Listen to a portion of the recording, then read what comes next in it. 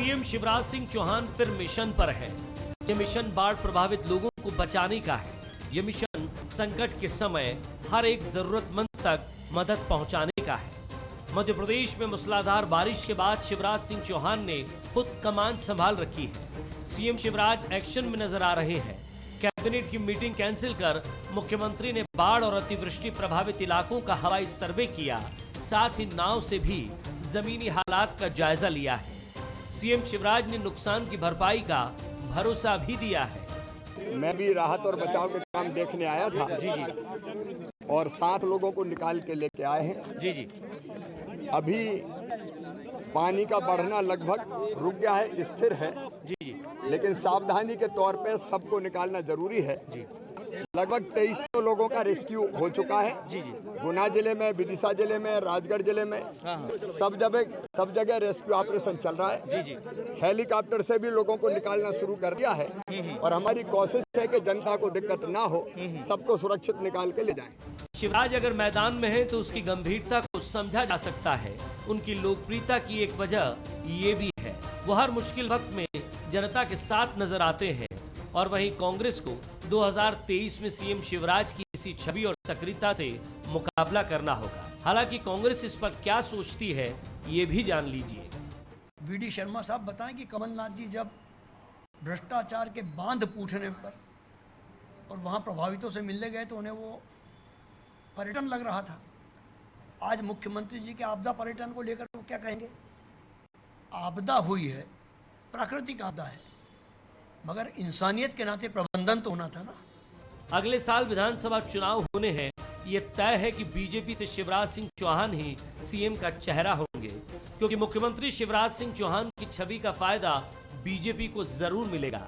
हालांकि अब चुनौती कांग्रेस के सामने है। उसे एक तरफ खुद को मजबूत करना है तो वहीं शिवराज सिंह चौहान की इमेज से कैसे टक्कर लेना है, इसकी भी रणनीति बनानी है। नमस्कार, मैं हूं शरद द्विवेदी और आज का हमारा मुद्दा है संकट की घड़ी, सरकार साथ खड़ी। शिवराज सिंह चौहान जी का एक और जो बड़ा चर्चित उनका कथन रहता है हमेशा कि मैं हूं ना, मैं हूं तो फिर आप क्यों परेशान होते हैं, क्यों चिंता करते हैं। शिवराज सिंह चौहान जी को अगर आप देखें, जब कोई राजनेता मैदान में उतरता है तो उसके पीछे राजनीति तो देखी ही जाती है और हर तरफ देखी जाती है। ख़ासतौर से अपोजिशन, जैसा आपने के मिश्रा जी की टिप्पणी सुनी, जो उनका अधिकार भी है कि वो टीका टिप्पणी करें, उन्होंने अपनी एक टिप्पणी की। समीक्षक भी इसको अपने नज़रिए से देखते होंगे, सकारात्मक भी, और हो सकता है कुछ का नज़रिया सकारात्मक न भी हो। क्योंकि एक राजनेता जब मैदान में उतरता है तो चूंकि वो राजनेता है तो उसके कदम के पीछे सियासत अपने आप जुड़ जाती है या जोड़ दी जाती है। लेकिन अगर आप शिवराज सिंह चौहान की राजनीतिक शैली को या सार्वजनिक जीवन की उनकी शैली को समझते हैं तो आप जितना पीछे जाते जाएंगे तो आपको कोई उसमें डुअलिटी नहीं मिलेगी।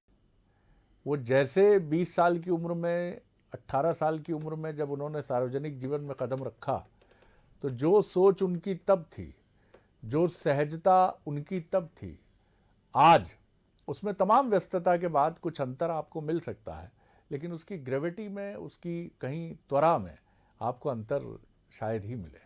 और यही वजह है कि शिवराज राजनीति के हर झंझावात को पार करके, देखिए झंझावात सिर्फ मौसम के ही नहीं होते हैं, राजनीति में झंझावातों का इतना गहरा बवंडर होता है कि पूरे बड़े ताकतवर से ताकतवर राजनेता गायब हो जाते हैं। लेकिन शिवराज जी इन तमाम राजनीतिक बवंडरों से जूझते रहे जो 2005 के बाद से उनके सामने 2022 तक आते रहे और इनसे बाहर निकलते रहे। तो निश्चित तौर पर अगर उनका इतना अच्छा रिकॉर्ड है तो इसके पीछे उनकी अपनी काबिलियत, उनका अपना पॉलिटिकल सोच, और इससे भी महत्वपूर्ण चीज़ जो हम सबको लगती है कि एक मानवीय दृष्टिकोण है। निश्चित तौर पर उनके काउंटर पार्ट जो हैं कमलनाथ जी, वो भी एक संवेदना के धनी राजनेता हैं, लेकिन एक्सप्रेशन दोनों राजनेताओं का भिन्न है। जैसा कि होता है, हर व्यक्ति भिन्न अप्रोच के साथ होता है। कमलनाथ जी कम कहते हैं, शिवराज जी ऐसे मौक़ों पर बहुत अधिक कह के लोगों से जुड़ने की तरफ बढ़ते हैं। लेकिन यही वो एक चुनौती भी वो पैदा करते हैं कांग्रेस के लिए कि क्या आप ऐसा कर सकते हैं। आज इसी पर हम बात करेंगे। जो मेहमान हमारे साथ हैं उनसे मिल लीजिए। हमारे साथ हैं डॉक्टर तेज वाजपेयी, सीनियर लीडर और नागरिक आपूर्ति निगम के पूर्व चेयरपर्सन, प्रवक्ता पार्टी के। बहुत स्वागत करता हूं डॉक्टर वाजपेयी। हमारे साथ योगेश यादव जी हैं, सीनियर कांग्रेस लीडर, प्रवक्ता कांग्रेस के लिए और बहुत ही अच्छे लेखक हैं। उनकी कहानी संग्रह को आज मैंने अपनी अलमारी से ढूंढ निकाला है और जल्दी ही मैं उसको पढ़कर उसकी प्रतिक्रिया से उनको अवगत कराने वाला हूं। और साथ ही वो सेवा दल के पूर्व प्रदेश अध्यक्ष हैं, उनका बहुत स्वागत है।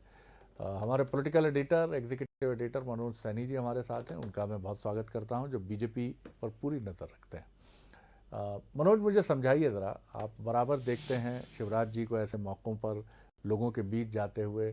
अगर हम बात करें, मंगलवार का पूरा दिन विदिशा में रहा और बुधवार का भी पूरा दिन उनका, जो हमको खबरें मिल रही हैं कि विदिशा में ही रहेगा।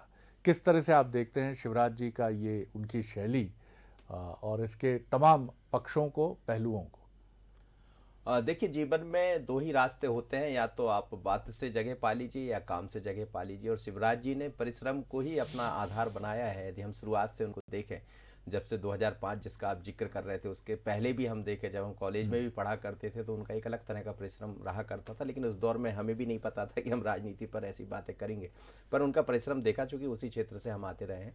तो अब बात हो रही है तो हम मंगलवार की बात ना करते हुए सोमवार रात से ही देख लेते हैं। जब सोमवार की रात को जैसे ही अमित शाह जी यहाँ से निकले, उसके तत्काल बाद वो अपनी जगह, अपने काम पर थे, सड़क पर थे, लोगों के बीच में थे। और यही उनकी पहचान है और यही जनता शायद मानकर भी चलती है कि कोई आए या ना आए, पर हमारा मुखिया शिवराज सिंह चौहान जरूर आएगा। और वो इस मौके को गंवाना भी नहीं चाहते हैं और जनता के बीच में जाना भी चाहते। अब बात यदि पॉलिटिकल या राजनीतिक दृष्टि से देखें तो फिर इतना ऐसा नेता जो परिश्रम के साथ जनता से सीधा, माफ कीजिए आपको बीच में रोक रहा हूँ, लेकिन कहीं एक चुनौती भी शिवराज जी पैदा करते हैं जब वो इस तरह की शैली में आगे बढ़ते हैं कि पार्टी में उनकी इस शैली के फॉलोअर कितने हैं, कितने राजनेता हैं उनके अपने राजनीतिक दल में जो इस तरह से जुट जाते हैं। उन्होंने सुबह 6 बजे भी मीटिंग की, लेकिन हम कई बार देखते हैं कि उनकी कदम ताल करने में उनकी अपनी पार्टी के लीडर्स और उनकी अपनी प्रशासनिक मशीनरी, जिस तरह से वो तेज चलते हैं उस तरह से उनके बराबर नहीं चल पाती है। देखिए, यही कमी और यहीं आकर फिर दो तरह की बातें उठती है। लोग अपनी अपनी दृष्टि से देखते हैं। कई बार जब आप पीछा नहीं कर पाएंगे तो फिर उसको अलग नज़रिए से देखेंगे, और पीछा करते साथ चलेंगे तो फिर नज़रिया एक जैसा हो जाएगा। तो हमें लगता है शिवराज जी की यही तरीका भी है और यही ताकत भी है, और इस ताकत के जरिए ही वो आगे बढ़ना चाहते। भारतीय जनता पार्टी के भीतर भी बात करें तो इस तरह की चर्चा होती रहती, कुछ भी हो, पर मेहनत बहुत करते। अब मेहनत बहुत करते तो आपको मेहनत से किसने रोका है, तो वो जरूर दिखाई देता। लेकिन उन्होंने मेहनत के जरिए ही शायद यहाँ तक पहुंचे, और ये पक्ष के लिए नहीं, सरकार के लिए नहीं, संगठन के लिए नहीं, दूसरे दल यानी कांग्रेस को भी, जो भी विपक्ष होगा उसको सोचने को मजबूर करते। उनकी तरफ से भी आवाज़ यही आती है कि शिवराज जी की मेहनत का कोई तोड़ नहीं है, और उन्होंने शायद इसी को अपनी ताकत बना लिया।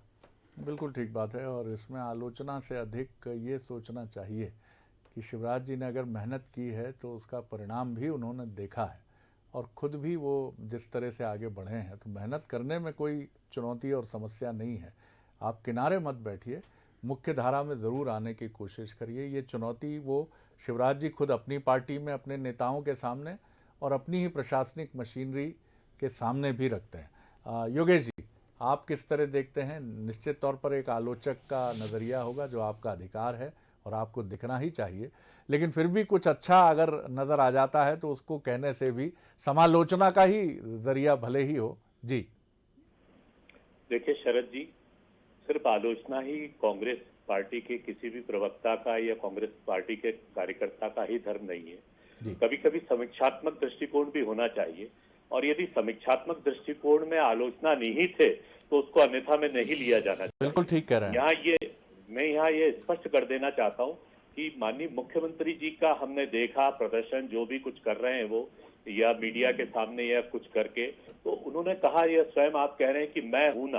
क्या एक मुख्यमंत्री जी को सिर्फ मैं पर कार्य करना चाहिए? हम है ना, सरकार है ना, मंत्री है ना, हमारा सेक्रेटरीट है कि नहीं, हमारा मंत्रालय है कि नहीं? इतना बड़ा विभाग होने के बाद एक मुख्यमंत्री जी यदि ये बयान देते कि मैंने 23 लोगों को वहां से रेस्क्यू किया, वहां से मैं लेकर आया, इसका मतलब है कि आपके अधीनस्थ मंत्रालय आपकी पूरी प्रणाली, आपका प्रशासनिक अमला, वो सब जीरो काम कर रहा है। और आप या तो प्रदर्शन कर रहे हैं, या अपने आप को आप महिमा मंडित करने की कोशिश कर रहे हैं, या ये जो आपका मंत्रालय है यह बिल्कुल फिसड्डी हो गया है। तो ये बातें जरूर समझ में आती है। आज आपदा प्रबंधन से महत्वपूर्ण ये बात है कि आपदा प्रबंधन के संदर्भ में हमारी तैयारियां क्या रही, हमारा प्रिकॉशंस क्या रहा। आज मुझे बड़ा आश्चर्य हुआ कि भोपाल में आधा भोपाल अंधेरे अंधकार में डूबा रहा। एक राजधानी है भोपाल, देश का एक हृदय स्थल है, उसके बाद ट्रांसफार्मर टूट गए, वो कर गए। तो क्या हम आपदा प्रबंधन से पहले आपदा के बारे में तैयारी नहीं कर सकते थे?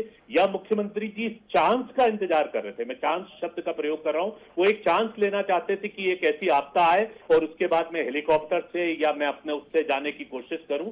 तो मेरी मान्यता यह है कि कभी कभी हम अपने आप को स्वयंभू बनकर अपने आप को स्थापित करने की कोशिश और प्रचार तंत्र में करने की कोशिश करें तो उसकी कवायद अलग होती है। और जैसा कि आपने ही उस शब्द का प्रयोग किया है कि मौन होकर कर्मशीलता के रूप में कार्य करना, उसका नाम कमलनाथ होता है। कमलनाथ जी ने अपने कार्य किए। हम जब जाकर कोशिश करते हैं कि डैम के मामले में निरीक्षण करें तो आपके टिप्पणी दूसरी होती है, और जब आप डैम के मामले में आपके वहां पर जांच अधिकारी उपस्थित होते हैं तो मात्र 10 मिनट में औपचारिकताएं पूरी कर देते हैं। मैं पूछता हूं मुख्यमंत्री जी कि डैम के ऊपर जो प्रभावित हुए, जिनकी फसल अभी तक प्रभावित हुई है, आज की डेट में इस समय तक रात के 8:05 पर आप पता लगा लीजिए कि उन लोगों के क्या हालात है। मेरे से तो ज्यादा दूर नहीं है, मात्र 40-45 किलोमीटर दूर है, तो आज भी उनको नहीं मिल पा। हाँ, ये ठीक है कि हम चित्र देख रहे हैं कि माननीय मुख्यमंत्री जी हेलीकॉप्टर में जा रहे हैं, उसके बाद रेस्क्यू कर रहे हैं, तो ये सारी बातें ठीक है जी। तब लेकिन मैं हूं ना की जरूरत हम है ना, यदि होता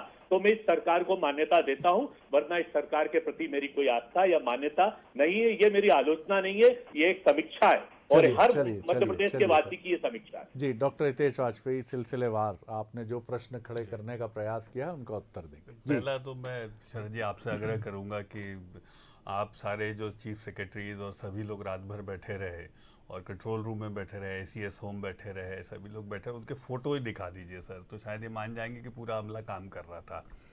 आप शायद एसडीआरएफ की उस टीम को ज़रूर दिखाइए और हो सके तो उनका इंटरव्यू करिए। जो मुझे नहीं मालूम कि सबके सब कोई बीजेपी को तो वोट करते नहीं होंगे, इनको भी देते होंगे साहब, जिनको ये बोल रहे हैं कि कोई काम नहीं करते, तो सर उनको भी दिखाइए। और साथ साथ सर आप उनको दिखाइएगा जो बिजली विभाग का अमला लगा रहा है, जो योगेश भाई जो कह रहे हैं ना, इस चांस का इंतजार कर रहा था कि रात भर वो अपना कमर तक पानी में घुस के, जिसमें कभी भी विद्युत विभाग जब काम करता है तो दुर्घटनाएं भी हो सकती हैं शरद जी, आप जानते हैं। मूसलाधार बारिश जो साइक्लोन के साथ में आई, जिसमें हमने सुना होगा कि पेड़ की टहनियों से, डालों से तार टूटा करते थे। सर आपको भी लंबा समय भोपाल में हो गया, यहाँ पर पेड़ ही पूरे के पूरे तारों पर आ गए। 33 केवीए का उनका जो सबस्टेशन है वो उड़ गया। अब ये शायद चांस विद्युत विभाग ने क्रिएट किया होगा, ऐसा योगेश जी की भाषा में अपन समझ सकते हैं। तो सारे लोग बेकार हैं विद्युत विभाग वाले, जो अनथक परिश्रम करते रहे। सुबह 4 बजे तक अधिकांश जगहों पर रिस्टोर किया गया। 1-1:30 बजे तक आप मानेंगे शरद जी कि ये लोग ऑन ग्राउंड रहे, सारे लीडर्स और सीनियर्स लोग। उसके बाद फिर आपने भी देखा कि कंट्रोल रूम से उस चीज़ को देखते रहे। मैं सुबह जब एक हॉस्पिटल बन रहा है वहाँ पहुँचा तो मुझे वहाँ के ट्रांसफार्मर पे कुछ लोग चढ़े हुए दिखाई दिए। तो उस गैंगमैन को मैं पहचानता था शरद जी, वही 12 नंबर के आसपास का ही है, पुराना आदमी है। तो एकदम मुस्कुरा दिया। तो मैंने पूछा अरे भाई, तो बोले, तो मैंने कहा क्या? तो बोले सर ये मेरा लास्ट पॉइंट है। वो पूरी रात से लगा हुआ था, ये मैं बात कर रहा हूँ सुबह 10 बजे की, पौड़िया कला क्षेत्र की शरद जी। तो मुझे लगता है थोड़ा सम्मान तो ठीक है, शिवराज जी को बोल दो, सर अमले को क्यों बोलते हो आप? जो लोग बेचारे आपके साथ खड़े होते हैं, आपकी लाइनों को चालू करते हैं, उसका संधारण करते हैं, उसको रिस्टोर करते हैं। यदि तैयारी नहीं होती तो आप मुझे बताइए शरद जी, 1 दर्जन से अधिक ट्रांसफार्मर्स कहाँ से रिपेयर होते हैं, ठीक होते?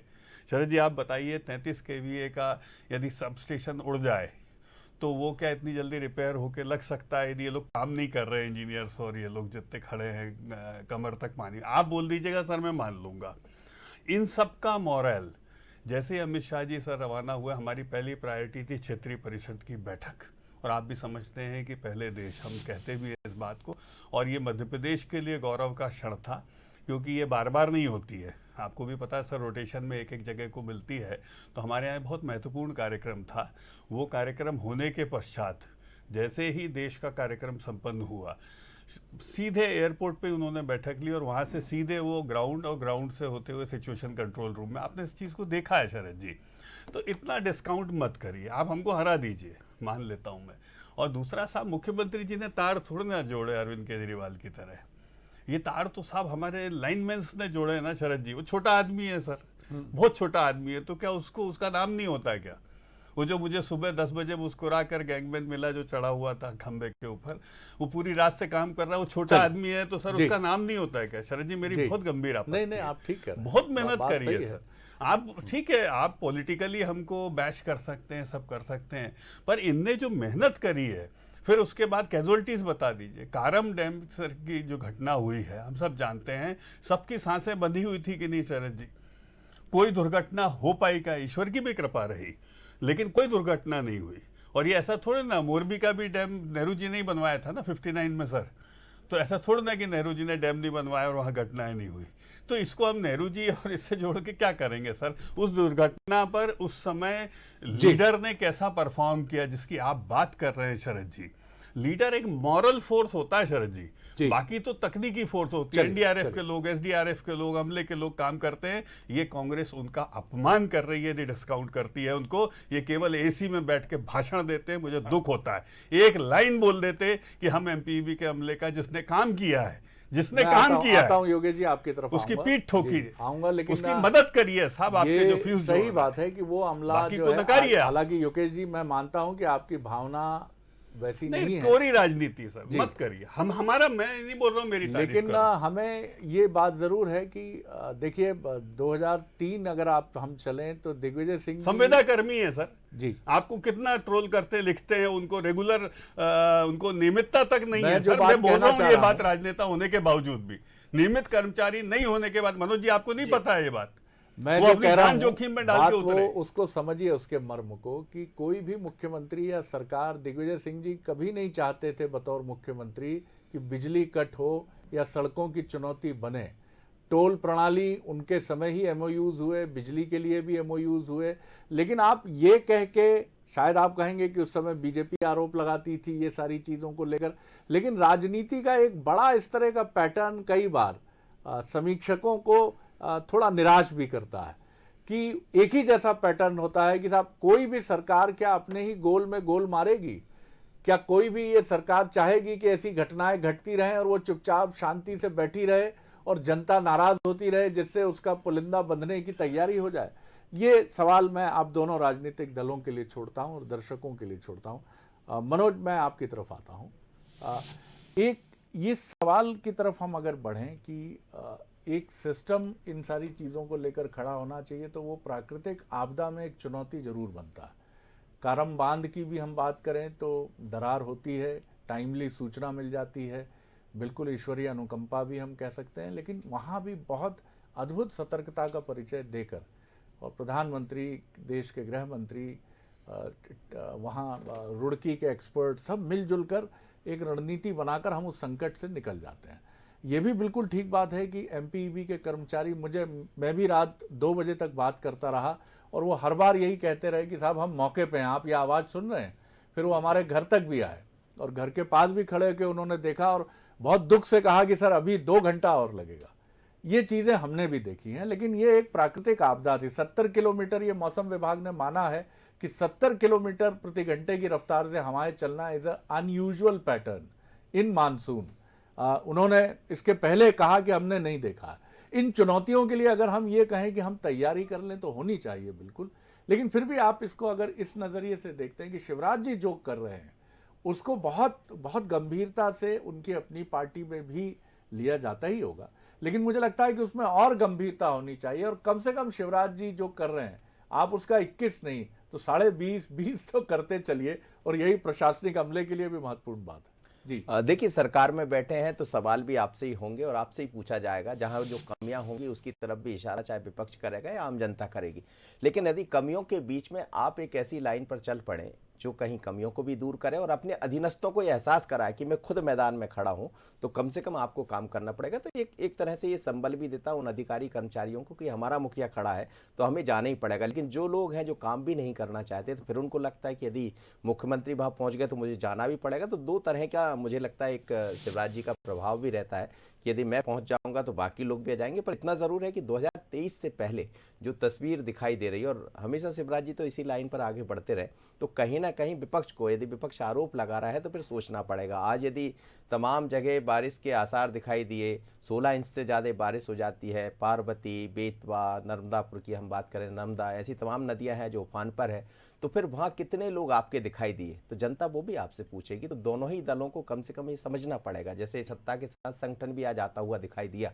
बीजेपी से, तो फिर कांग्रेस के लोग, हम किसी पक्ष या विपक्ष की बात नहीं कर रहे, क्योंकि लोग उसी नजरिए से आपको जरूर देखना चाहेंगे। और ये चुनावी साल है, तो चुनावी साल में नजरिया भी कुछ अलग होता है सर जी। और मेरा ये भी कहना है कि इसको, इस प्रतिद्वंदिता के पैमाने पर भी क्या तौलना उचित है कि कितने लोग पहुंच गए बीजेपी से, कितने कांग्रेस से, वहां पहुंचना किसको चाहिए? मुझे लगता है कि मुखिया को पहुंचने से कम एक इंस्ट्रूमेंटल चीज होती है और संबंधित अमला गियर अप होता है। अब वहां कमलनाथ जी भी पहुंच जाएं, वहां डॉक्टर गोविंद सिंह भी पहुंच जाएं, वहां पूरा मध्य प्रदेश का कैबिनेट भी पहुंच जाए, हर सांसद विधायक भी पहुंच जाए, आपका काम निरंतर निगरानी करना है। सर योगेश जी बोल रहे उसके बाद मैं खुलासा करूंगा इस लाइन पे। चलिए योगेश जी, आप बहुत संक्षेप में, वक्त कम है सर, इसलिए क्विक रिएक्शन 30-40 सेकंड का। जी योगेश जी। देखिए शरद जी, डॉक्टर हितेश ने बहुत चालाकी से इमोशनली टच में विद्युत कर्मचारियों पर बात लिया है। विद्युत कर्मचारियों का काम नहीं किया क्या? अब आप सुनेंगे या मैं चुपचाप सुन लीजिए डॉक्टर साहब, फिर आप बोलिएगा अच्छे से। जी अब आप या तो अपमान कर रहे हैं सर उनका। नहीं आप मैं बोला उन्होंने काम किया, मैंने तो नहीं बोला मैंने किया। मैं उसी विद्युत कर्मचारी का दर्द बता रहा हूं कि उसी विद्युत कर्मचारी का ये भी दर्द है कि ट्रांसफार्मर में कितना भ्रष्टाचार है, कितना ऑयल के अंदर, उसके अंदर करप्शन होता है, कितना ऑयलिंग में उसमें होता है, और किस तरीके से ट्रांसफार्मर में नकली पुर्जे लगाए जाते हैं। तो आप लोकायुक्त में गए आज तक? कोई आवेदन डॉक्टर दिया आपने? भाई आप ये बताइए, आपको सच सुनने में डर लगता है क्या? आपने कितने आवेदन दिए बताइए? आप बताइए कि आपको डर क्यों लगता है? आप डर क्यों जाते हैं? अभी दीजिए आवेदन। आप विचलित हो जाते हैं। आप हमारी बात सुनिए। आप ट्रांसफार्मर का नंबर लिखिए। कर्मचारियों का मैटर नहीं था। नहीं सर, हवा में नहीं। सर नहीं, आवेदन बताइए। नहीं, ये गलत है। दे दीजिएगा जी। नहीं, ये देखिए, जब इनको उत्तर आता नहीं है तो विद्युत कर्मचारियों की बात कौन कर रहा था? विद्युत कर्मचारियों के बारे हम शिवराज सिंह जी का मैटर लेकर बैठे, हम क्रिकेट की बात चल रहे हैं, आप गोल्फ की बात करने लग गए। कर्मचारी अजय सिंह जी सप्लायर है ट्रांसफार्मर के, आपके नेता एक बार। अरे आपको मालूम है कि ट्रांसफार्मर का सप्लायर कौन है? भारतीय जनता पार्टी के एजेंट उसके सप्लायर हैं। आप झूठ बोल रहे हैं। आपको अच्छी तरह मालूम है ट्रांसफार्मर के सप्लायर कौन है, कौन दलाल है आपके, कौन दलाल है, आप अच्छी तरह जानते हैं। मुझे लगता है योगेश जी बड़े अच्छे भूमिका में हमने शुरू की चर्चा। शरद जी, मैं आपको एक बात बोलता हूँ, या तो इनको डिबेट में पूरा बोलने दीजिए, हम मौन रहेंगे, और यदि हम बोलना चाहेंगे तो हमारी बात जो करना है विद्युत कर्मचारियों के मामले में एक टिप्पणी, शिकायत करी, विद्युत कर्मचारी कितना गरीब और बेबस है ये मैं जानता हूँ, लेकिन आपके भ्रष्टाचार, आप दूसरी तरफ से आ जाते हैं। आप बोल रहे हैं कि अधिकारी तो वहां पर बैठे थे, चेंबर में रात को बैठे थे, और शिवराज जी 15 महीने कमलनाथ जी ने क्या किया विद्युत कर्मचारियों के लिए? ये जो इस तरीके की आप बात करते हैं ना, बताइए 15 महीने क्या किया आपने? आप देखिए, आपको डिबेट आता नहीं है, साफ बात है, बुरा मत मानिएगा। आप कर्मचारियों को लेकर आ गए, कर्मचारियों को लेकर आ रहे हैं, हमारी कर लेना उनकी बात। कर्मचारियों के साथ हमारी योगेश जी आ गई है, आपकी भावना आ गई है, आपकी ऐसी कोई भावना नहीं थी, ऐसा आपने बहुत स्ट्रांगली कर्मचारियों की बात फ्लोर पर दर्ज करा दिया। आइए अब अधिकारियों, भ्रष्ट अधिकारियों, भारतीय जनता पार्टी के दलालों के खिलाफ 15 महीने में कार्रवाई करी, बताइए। आपने नकली ट्रांसफार्मर कितने के खिलाफ आपने कार्रवाई करी 15 महीने में? चलिए कोई ट्रांसफार्मर है जो कमलनाथ जी के समय लगे हुए थे? जनता पार्टी के उन दलालों के बारे में बात कीजिए। सर मुझे लगता है भाषा का संयम दोनों तरफ से हो, भाषा का संयम। योगेश जी आपकी संवेदना बड़ी गहरी है सर। देश को जब भी बोलना हो, मेरी बात पूरी हो जाए, मैं शांति से आपकी बात पूरी हो जाएगी बिल्कुल, लेकिन समय की बंदिश है। हमें छत्तीसगढ़ भी चलना है सर। आप अच्छी तरह जानते हैं जी, कि इनके पास चलिए, मैटर चलिए। होता नहीं है। सर मेरा ये बहुत बीच में सीधा सा डिस्कस कहना कर- है। चलिए, मैंने डॉक्टर सारे हितेश आरोप वाजपेयी, मान लिए, डॉक्टर हितेश सारे वाजपेयी। आप आरोप मान लिए। 15 महीने में जो आप दोनों बोल दीजिएगा सर, जो ट्रांसफार्मर कमलनाथ जी के दौरान लगे तो वही आज भी है ना, वही गिरे है ना। तो यदि वो खराब थे तो क्यों नहीं बदले आपने, क्यों नहीं बदले आपने? मतलब आप पैसा खा रहे थे। फिर उसके बाद यदि आपके नेता अजय सिंह जी सप्लाई करते हैं तो आपको अच्छे लगते हैं, दूसरे लोग भ्रष्ट लगते हैं, ये दूसरा आरोप गलत है। विद्युत कर्मियों के लिए आपने 15 महीने में क्या किया? आपके पास कोई जवाब नहीं है। आपने 15 महीने में क्या किसी आप भी ये निजीकरण को किया प्रोसेस को? आप आज बैठ के बात कर रहे हैं केवल टीवी के ऊपर। आपने कितनी शिकायतें लोकायुक्त में करी, कितनी शिकायतें वो ईओडब्ल्यू, केवल बात कर रहे हैं आप बैठ के। हर चीज को भ्रष्ट बोल देते हैं और घर चले जाते हैं आप 8 बजे टीवी पे बोल के। ऐसे थोड़ा होता है साहब। शिवराज सिंह साहब ने ये साहब कितनी शिकायत करी आप चलिए बताइए। चलिए कितनी शिकायत करी आप? बहुत धन्यवाद योगेश जी, बहुत शुक्रिया, बहुत धन्यवाद डॉक्टर हितेश वाजपेयी, बहुत धन्यवाद मनोज सैनी जी। बहस कुछ अधिक गर्म हो गई, स्वाभाविक भी है। जो मसला मध्य प्रदेश से जिस तरह से जुड़ा हुआ है, वहाँ दोनों ही पक्षों का इस तरह से प्रतिक्रिया देना, इसको मैं ये नहीं कहूँगा कि ये पूरी तरह से खारिज करने लायक था, लेकिन फिर भी मैं कहूँगा कि हमें इन विषयों पर थोड़ा ठहर कर, संयमित होकर और अधिक बात करनी चाहिए, क्योंकि दोनों ही पक्ष और विपक्ष जनता के लिए हैं और जनता को राहत पहुँचाने का मैकेनिज़्म ढूंढना बहुत ज़रूरी है। अगर सत्ता पक्ष और विपक्ष सिर्फ एक दूसरे के निंदा में और एक दूसरे के एक्ट की गहरी आलोचना में उलझ जाएंगे, तो मैं आपको बिल्कुल ये बात बहुत गहराई से कहता हूं कि जनता का गहरा नुकसान होगा। अगर आप दोनों ठहरेंगे, ठिठकेंगे और ये मानेंगे, विपक्ष के तमाम बड़े नेता एक दिन पहले इस मसले पर अगर मुख्यमंत्री को एड्रेस करते हुए, कल केंद्रीय गृह मंत्री भी थे, उनको एड्रेस करते हुए ट्वीट करते या उनसे एक छोटा सा डेलीगेशन भी मिलने की कोशिश कर लेता, तो ये अच्छी चीज़ होती। और उसी तरह से रेसिप्रोकेट करता सत्ताधारी दल, तो निश्चित तौर पर बहुत बेहतर होता। इस प्रक्रिया को लोकतंत्र में और बढ़ावा मिलना चाहिए। इसका न होना, आरोप प्रत्यारोप में बहसों का उलझना, बातचीत का उलझना और ख़त्म हो जाना जनता को भी मायूस करता है, और जो जनता के हित चिंतक हैं, जिसमें चौथा स्तंभ भी है, हमें भी कहीं ना कहीं मायूस करता है। एक बार फिर आप तीनों का बहुत शुक्रिया। आगे देखिए छत्तीसगढ़ आज का मुद्दा, बेरोजगारी पर बयानबाजी। नमस्कार।